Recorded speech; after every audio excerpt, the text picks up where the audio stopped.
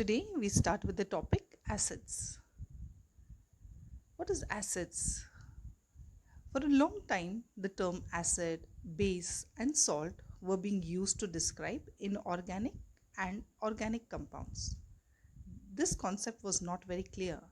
However, Lavoisier and Davy studied these terms on more scientific lines, and they found out that, first point, all acids compulsorily have a hydrogen as their constituent element in the form of a proton. All bases have either metallic oxides or metallic hydroxides, and all salts are chemical compounds which are formed by the interaction of acid and bases, replacing hydrogen ions present in the acid by a metallic ion or a non-metallic ammonium ion. So first, now let us see the definition of an acid.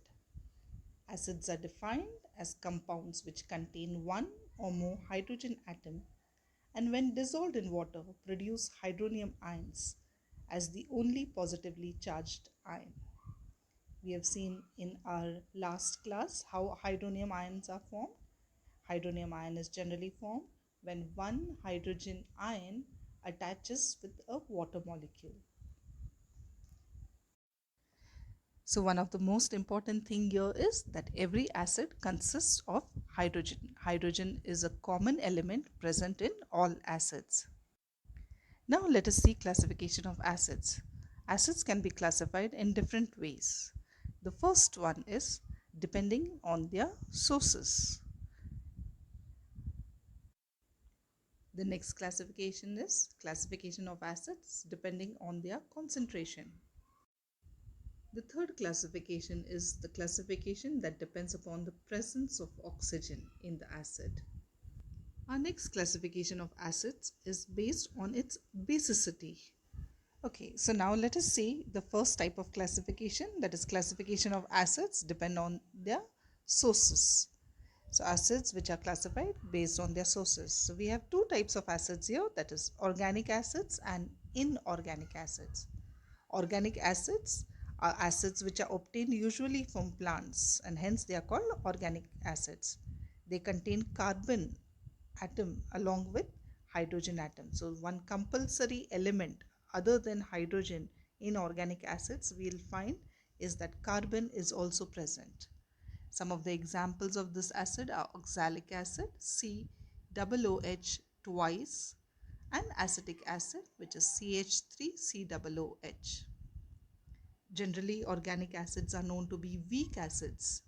They do not ionize in a solution completely, and so they do contain ions as well as molecules. This is one very important part here. Weak acids, organic acids, contain ions as well as molecules. Let us see the other type of acid here, that is inorganic acids.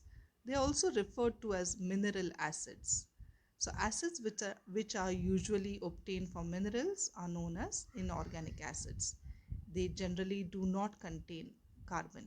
There is an exception here. Carbonic acid, H2CO3, is an mineral acid which is not an organic acid. So there's just one exception, carbonic acid, which is an inorganic acid. All other inorganic acids will not have carbon present in them.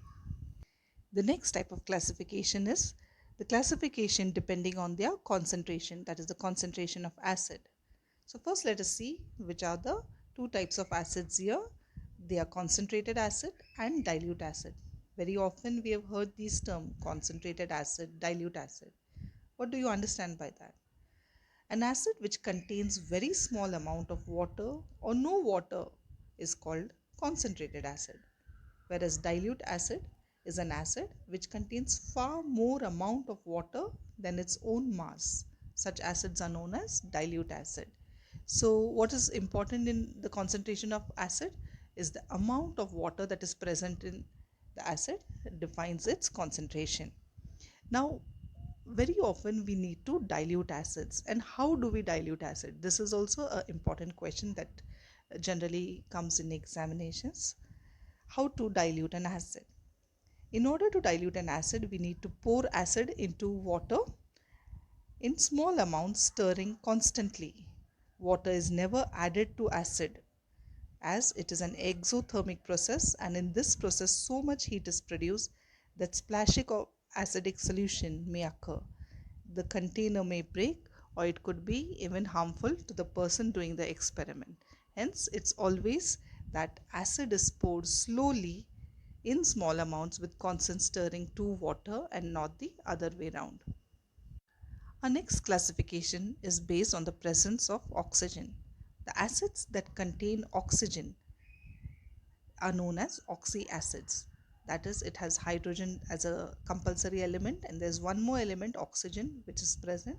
Such acids are known as oxyacids. Example, nitric acid, sulfuric acid, etc. And hydroacids are the acids that contain hydrogen and a non metallic element. There is no oxygen present in hydroacids.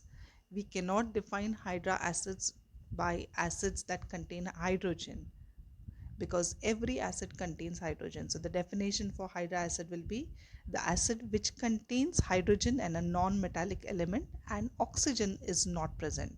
Examples of these acids are hydrochloric acid or hydrofluoric acid. To understand the next type of classification, first let us understand what does basicity of an acid mean. This also is an important definition that could come in examination. The basicity of an acid is defined as the number of hydronium ions that can be produced by the ionization of one molecule of that acid in aqueous solution.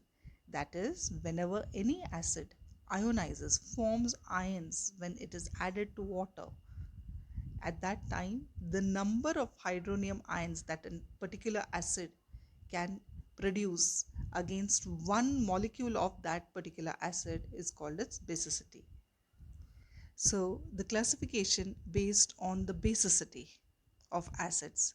Here the acids are classified into three different categories: monobasic acids, dibasic acids, and tribasic acids. So let us first see monobasic acids.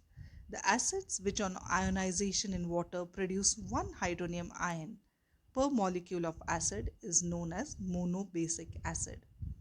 An example of that is hydrochloric acid. The formula for hydrochloric acid is HCl. So we have only one hydrogen atom in the molecule of HCl. So naturally, when it ionizes, when it separates out, it forms one hydrogen ion which can combine with the water molecule, forming one hydronium ion. And as hydrochloric acid can give us only one hydronium ion per molecule of HCl, it's known as a monobasic acid. Now let us see another example of monobasic acid. We have acetic acid which has a formula CH3COOH.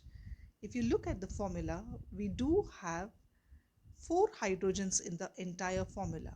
But here we need to know that acetate ion is CH3COO. So the negative ion, anion, acetate ion is CH3COO, which is joined with the hydrogen ion H.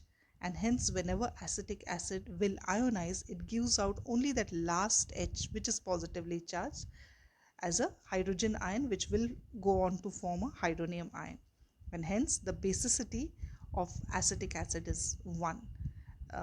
We also have monobasic acids could be anything like hydrogen fluoride, hydrogen chloride, hydrogen bromide, or nitric acid. So in all these formulas, we see that there is one hydrogen atom in the formula and hence it is a monobasic acid.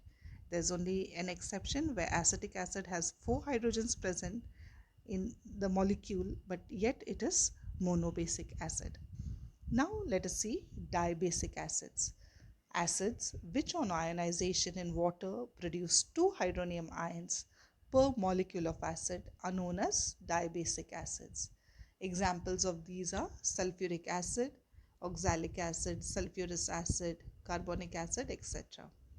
Here there is presence of 2 hydrogen atoms in every molecule of these acids, and hence every molecule is capable of producing 2 hydronium ions in 2 steps.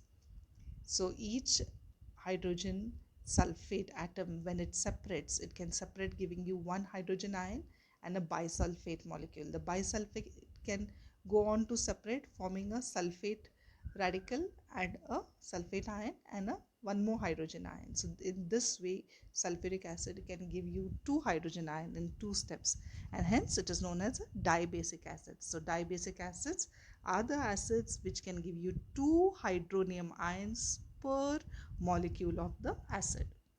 So it's as simple for the tribasic acid. If monobasic gave us one hydronium ion and dibasic gave us two hydronium ions, naturally and correctly, tribasic acids are the acids which on ionization in water produce three hydronium ions per molecule of acids. So if it is forming three molecules of hydronium ion per molecule of acid, such an acid is called as a tribasic acid. Example, phosphoric acid, citric acid, etc. So here we see that there are three hydrogens, and in three steps they are able to give us three hydrogen ions, and hence three hydronium ions respectively. These are called as tribasic acids. So here we have seen classification of acids. We also have a few examples of tetra basic acids, that is silicic acid is tetrabasic acid, H4SiO4. It has basicity 4. So this finishes the classification of acids. So once again, let us just revise what we have seen. Acids are classified on the basis of their sources as organic acids or inorganic acids. They are also classified on the basis of their concentration, that is concentrated or dilute acids. They are classified based on the presence of oxygen, so whether it is oxy acid or if absence of oxygen, they are called hydra acids. Then they are classified based on their basicity, that makes them monobasic acid if it is able to give you one hydronium ion per molecule, dibasic acid if it gives you two hydronium ions per molecule, and tribasic acid if it can give you three hydronium ions per molecule of acids. So I hope that this theory portion till here is clear. In the next class, we will see the property of acids and their chemical reactions.